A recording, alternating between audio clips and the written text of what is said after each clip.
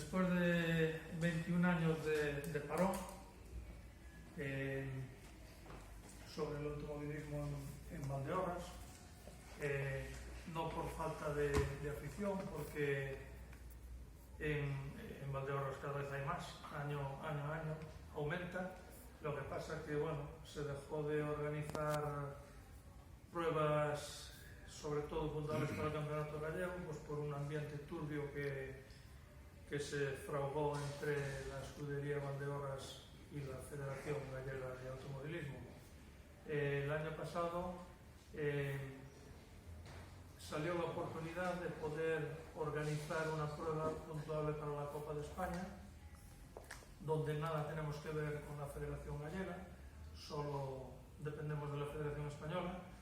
La reservamos con condición de que nos dejaran aplazarla para el 2022, puesto que el año pasado estábamos metidos en una pandemia y de hecho hubo muchas pruebas que llegaron incluso a no autorizarlas por parte de las instituciones. Este año nos lanzamos toda la gente de la escudería a sacar adelante este proyecto. Estamos trabajando a tope.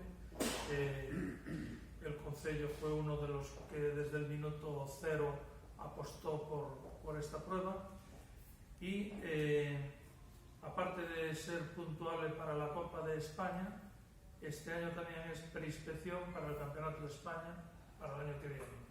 Esto funciona, tendremos un inspector que nos está revisando toda la documentación, nos va a revisar toda la organización de la prueba y si cumplimos el objetivo que nos marca, pues nos darán o no nos darán Campeonato de España para el año que viene. Entonces, si conseguimos este campeonato, pues seríamos lo más alto de categoría nacional para el año que viene. ¿Cómo va a funcionar esta prueba?